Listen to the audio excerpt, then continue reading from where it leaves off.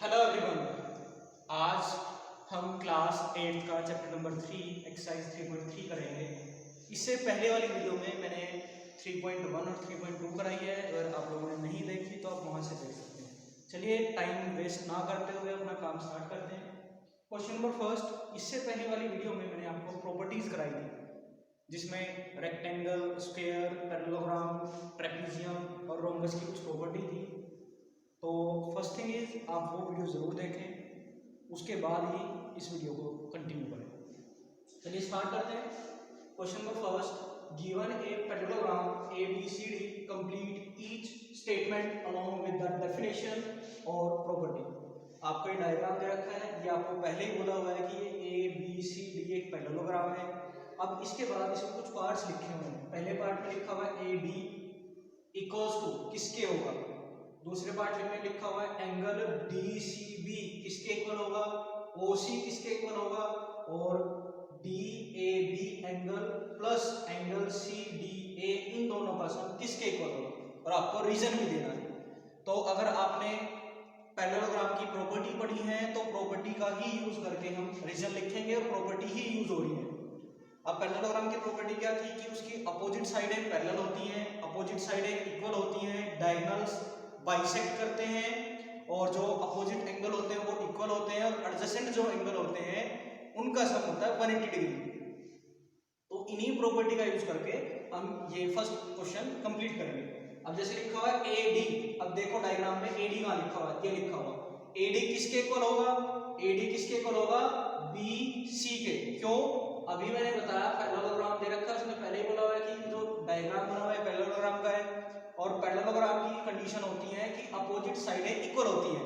अब एडी के अपोजिट कौन है, बीसी, तो यह जाएगा AD is equal to B. So reason होगा अपोजिट साइड्स आर इक्वल।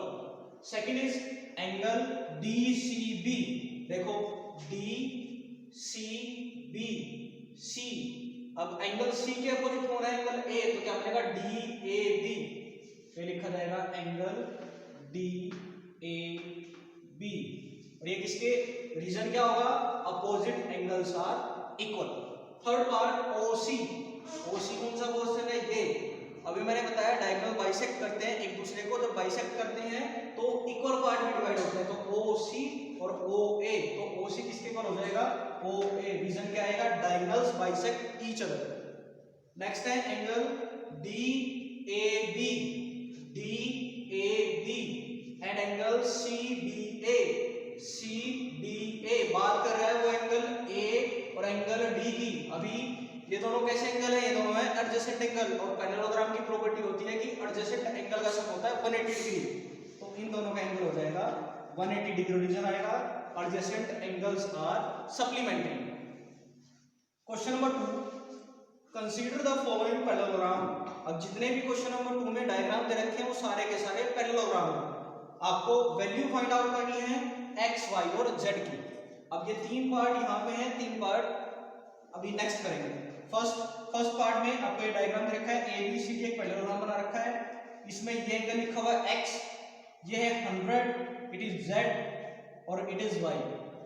तो हमें अभी जैसे ए और डी कैसे एंगल थे, एडजेसेंट एंगल थे, सेम एंगल एक्स और 100 in parallelogram A B C D में angle x plus angle 100 equals to 180 degree, reason होगा एडजेसेंट एंगल्स। अगर यहां से x की वैल्यू फाइंड आउट करें तो 100 को ट्रांसपोज करा देंगे, तो ये बनेगा x is equal to 180 degree minus के 100, तो x is equal to 80 degree. अभी मैंने एक बॉक्स से हाईलाइट कर दिया कि x की वैल्यू हमने फाइंड आउट कर ली है। अब जितना x है उतना ही z होगा, और जितना ये वाला एंगल है b उतना ही d होगा।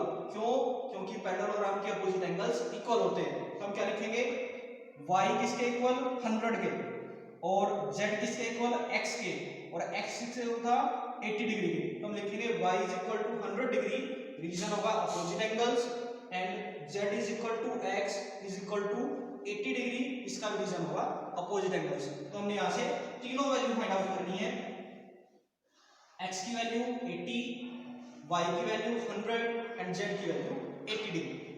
Second part, in second part ऐसे डायग्राम दे रखा है, इसको अपनी तरफ से A B C D x y z जो आपका मन करे वो नाम दे दो।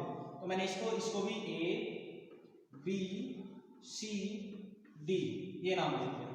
उसके बाद सेम जैसे हमने पिछले पार्ट में किया था, ये दोनों एडजेसेंट एंगल है तो y प्लस 50 180 डिग्री के equal, y is equal to 50 को जब ट्रांसपोज कराएंगे तो माइनस साइन के साथ, देन y की वैल्यू आ जाएगी 130। सेम x इसके इक्वल है y के अपोजिट एंगल्स, तो x is equal to y is equal to 130 degree opposite angle. उसके बाद हमें फाइंड आउट करना है z। अब z फाइंड आउट करने के लिए अगर ये दोनों लाइनें, इसको नाम दे दूं L, इसको नाम दे दूं M। पैरेललोग्राम की प्रॉपर्टी बताई थी कि अपोजिट साइड्स कैसी होती हैं, पैरेलल भी होती है और इक्वल भी होती हैं। अगर मैं इस वाली साइड को लूं, ये और ये, तो ये हमारी ट्रांसवर्सल लाइन है, तो ये वाला एंगल और ये वाला एंगल 1 और एंगल 2, ये दोनों एंगल कैसे हैं, ये दोनों एंगल बोलते हैं कॉरस्पॉन्डिंग एंगल्स। ट्रांसवर्सल लाइन पे एक बाहर वाला एंगल और एक अंदर वाला एंगल ट्रांसवर्सल लाइन के एक ही तरफ, उन्हें बोलते हैं कॉरस्पॉन्डिंग एंगल, और ये दोनों एंगल इक्वल होते हैं। और ये कंडीशन कब होती है, जब दो लाइनें पैरेलल हो और उनके बीच में एक ट्रांसवर्सल लाइन उन्हें इंटरसेक्ट कट कर रही हो। तो यहाँ पे ये लाइन, ये वाली लाइन और ये हमारी हो गई ट्रांसवर्सल लाइन। तो एक ही तरफ जो एंगल बनेंगे, एंगल Z बन रहा है और एंगल X बन रहा है, ये बाहर है ये अंदर है, तो ये दोनों कैसे एंगल हो गए, ये दोनों हो गए हमारे कॉरस्पॉन्डिंग एंगल्स। तो दोनों इक्वल होंगे, तो हम लिखेंगे Z इक्वल्स टू X, और X की वैल्यू कितनी थी 130 डिग्री, तो कैसे एंगल हो गए, कॉरस्पॉन्डिंग एंगल्स। थर्ड पार्ट एक आपको ऐसे डायग्राम दे रखा है, इसको भी आप नेमिंग दे दो A B C D और इसे ले लो O। ये लिखा हुआ है Z, इट इज 30, ये वाला पॉइंट है X और ये वाला पॉइंट है Y, और ये 90 डिग्री का रखा है। हमने पढ़ा है कि जो क्रॉस में एंगल बनते हैं उन्हें बोलते हैं वर्टिकली अपोजिट एंगल, और वो दोनों इक्वल होते हैं। तो ये क्रॉस में एंगल बन रहे हैं, तो X इसके इक्वल हो जाएगा इस 90 डिग्री के, तो हम लिखेंगे X is equal to 90 degree, reason होगा वर्टिकली अपोजिट एंगल। देन अब ये ट्रायंगल बन रही है, कौन सी, AOB ट्रायंगल बन रही है AOB। हमें पता है एंगल सम प्रॉपर्टी से कि ट्रायंगल के तीनों एंगल का सम होता है 180 डिग्री। तो हम लिखेंगे x plus y plus 30 equals to 180 degree. Reason देंगे एंगल सम प्रॉपर्टी, x की value 90, y same and 30, 90 plus 30 120 is equal to 180। अगर y की वैल्यू फाइंड आउट करनी है तो इसे हम ट्रांसपोज करा देंगे, तो ये बन जाएगा y is equal to 60 degree, y की वैल्यू आ गई 60। उसके बाद अब सेम वे में अगर ये पैरेललोग्राम है तो पैरेललोग्राम में एक बनते हैं alternate interior angles. Alternate interior angle कब बनते हैं, जब ये Z की फॉर्म में बने। अल्टरनेट इंटीरियर एंगल बनेंगे जब ये Z की फॉर्म में बनते हैं। तो Z की फॉर्म में कैसे, इस तरीके से, एक ये वाला और एक ये वाला। तो देखो अगर ये हमारा Z ये वाला बन रहा है ये, तो इसमें एंगल y किसके इक्वल हो जाए, एंगल z के। रीजन देंगे अल्टरनेट एंगल, तो y is equal to z equals to 60 degree. तो हमारी x की वैल्यू आ गई, x is equal to 90, y is equal to 60 and same z is equal to 60। Continue with fourth part of question number 2। In fourth part आपका एक diagram दे रखा है, इस डायग्राम को पहले नेम देते हैं A B C and D। इसमें A angle is Y, it is X 80 and Z। Same we find X Y Z। अब आपको जैसे मैंने लास्ट टाइम बताया था, अगर दो पैरेलल लाइन होती है और एक ट्रांसवर्सल लाइन होती है, ये हमारी ट्रांसवर्सल लाइन X, तो इसमें जो एक इंटीरियर एंगल और एक एक्सटीरियर एंगल का पेयर ने बोलते हैं कॉरस्पॉन्डिंग एंगल, और बोथ आर इक्वल। तो कॉरस्पॉन्डिंग एंगल कौन से बनेंगे, हमारी पैरेलल लाइन कौन सी है, ये और ये opposite sides are parallel, parallelogram की कंडीशन होती है, और ये हमारी होगी transversal line. Then z is equal to 80 degree, reason होगा corresponding angles. Then angle y is equal to 80 degree, y is equal to 80, opposite angle, ये दोनों opposite angle. x plus 80 is equal to 180 degree, ये हो गए हमारे adjacent angle. इन दोनों का सम 180 degree, x का और 80 का। आप x का और y का भी ले सकते हो, मैंने x का और 80 का लिया है। अगर 80 इस तरफ पॉजिटिव साइन है, ट्रांसफर होने के बाद नेगेटिव साइन में चला जाएगा, तो x की वैल्यू आ जाएगी 100। तो हमारे पास तीनों एंगल आ गए, z is equal to 80, y is equal to 80 and x is equal to 100। In last part आपको एक ऐसे एक डायग्राम दे रखा है, इसको भी आप अपनी तरफ से नेमिंग दे सकते हो। तो मैंने नेमिंग दे दी से भी same A B C and D। आपको C एंगल दे रखा है 112, ये आपका y, it is x, it is 40 and it is z। उसके बाद ये पैरेललोग्राम है, पैरेललोग्राम की condition opposite angles are equal, तो y डायरेक्ट y 112 के इक्वल, तो रीजन अपोजिट एंगल्स। उसके बाद ये आपको एक ट्रायंगल बनती हुई दिख रही होगी, और ये डॉटेड होगी, कौन सी, A B D, ये ट्रायंगल बन रही है ऊपर हाफ पोर्शन। तो ट्रायंगल की प्रॉपर्टी, एंगल सम प्रॉपर्टी का यूज करके हम यहाँ से x फाइंड आउट करेंगे। हम लिखेंगे x plus y plus 40 is equal to 180 degree, reason angle sum property. y की वैल्यू ये 40x, अब इन दोनों को ऐड करेंगे, 152 पॉजिटिव साइन है, यहाँ ट्रांसफर हो गया नेगेटिव साइन, तो x की वैल्यू आ गई 28। अब जितना x होगा उतना ही बनेगा z, क्योंकि ये कौन सा एंगल बन रहा है, z में जो एंगल बनते हैं उन्हें बोलते हैं अल्टरनेट एंगल्स। तो x is equal to z is equal to 28 alternate angles. Question number 3 में बोला गया है, can a quadrilateral ABCD be a parallelogram if, तीन पार्ट्स पूछे गए हैं, आपको बताना है क्या ABCD एक पैरेललोग्राम हो सकता है। उसके बाद तीन पार्ट्स हैं, आपको रीजन भी देना है और बताना भी है बनेगा तो क्यों बनेगा। पहला लिखा हुआ है angle D plus angle B is equal to 180 degree. अभी हमने बात की थी, अगर पैरेललोग्राम के एडजेसेंट एंगल होते हैं तो उनका सम होता है 180 डिग्री। अब आपको दो एंगल दे रखे हैं, उनका सम दे रखा है 180 डिग्री। अब ये एक पैरेललोग्राम हो भी सकता है और नहीं भी हो सकता। अगर हुआ तो उसके लिए कुछ कंडीशन होगी। पहली कंडीशन होगी, अगर ABCD इस वाली कंडीशन को सेटिस्फाई करेगा तो उसमें क्या होना चाहिए कि opposite angle should be same measure, जो उसके अपोजिट एंगल होंगे उनकी जो मेजरमेंट होगी वो इक्वल होनी चाहिए।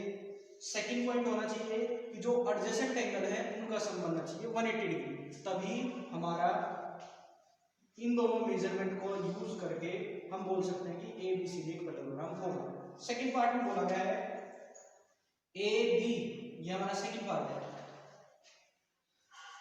मेंशन कर देता हूं यहाँ पे, it is second part and it is third part. In second part AB is equal to DC is equal to 8 centimetre, दो साइडें हैं जिनकी लेंथ है 8 सेंटीमीटर। उसके बाद AD is equal to 4 centimetre and BC is equal to 4.4 centimetre. अब ये दो साइडें तो इक्वल हो गई, ये दोनों डिफरेंट हो गई, बट पैरेललोग्राम की कंडीशन होती है कि अपोजिट साइडें इक्वल होती हैं। मतलब दो पेयर में जो साइडें बनती हैं, जैसे ये इसके इक्वल होगी, ये इसके इक्वल होगी। अब यहाँ से ये दोनों तो इक्वल, ये दोनों डिफरेंट, तो हम क्या लिखेंगे, नो रीजन। अब नो क्यों लिखा, क्योंकि opposite side AD and BC are of different length, दोनों की लेंथ अलग अलग है। लास्ट पार्ट, एंगल A दे रखा है 70, एंगल C दे रखा है 65। अब जो अपोजिट एंगल होते हैं पैरेललोग्राम के वो इक्वल होते हैं, तो यहां लिखेंगे नो, रीजन देंगे अपोजिट एंगल कौन कौन सा, angle A angle C have different measurement या बोथ आर डिफरेंट। तो हमारी जो पैरेललोग्राम थी, जो ABCD पैरेललोग्राम बनना था, उसके लिए 3 पार्ट दे रखे थे। फर्स्ट पार्ट में बोला गया था कि ये दोनों एंगल का सम 180 डिग्री है। तो बताओ कि वो पैरेललोग्राम बनेगा या नहीं बनेगा। बनेगा, बन भी सकता और नहीं भी बन सकता। अगर बनेगा तो ये दोनों कंडीशन सेटिस्फाई होनी चाहिए। सेकंड पार्ट में बोला गया था AD DC के इक्वल है और AD और BC दोनों डिफरेंट है, तो इसमें पैरेललोग्राम नहीं बनेगा, क्योंकि जितनी भी पैरेललोग्राम की अपोजिट साइडें होती है वो सारी की सारी सेम होती है। लास्ट पार्ट में बोला गया है एंगल A 70 है, एंगल C 65 है, तो यहाँ पे भी पैरेललोग्राम नहीं बनेगा, क्योंकि अपोजिट एंगल पैरेललोग्राम के इक्वल होते हैं। Continue with question number 4. In question number 4, draw a rough figure of a quadrilateral that is not a parallelogram but has exactly two opposite angle of equal measure. आपको एक ऐसा figure draw करना है जो quadrilateral हो but parallelogram ना हो और जिसमें दो अपोजिट एंगल्स इक्वल हो। तो उसके लिए आप क्या करो, एक काइट ड्रॉ कर लो ABCD, इस तरह के फिगर को बोलते हैं काइट। इसमें एंगल B और एंगल D ये दोनों एंगल इक्वल होते हैं, ये दोनों एंगल डिफरेंट होते हैं। Question number 5, the measure of two adjacent angles of a parallelogram are in the ratio 3:2। किसी पैरेललोग्राम के एडजेसेंट एंगल का रेशियो 3:2 है। आपको सारे के सारे एंगल फाइंड आउट करना है।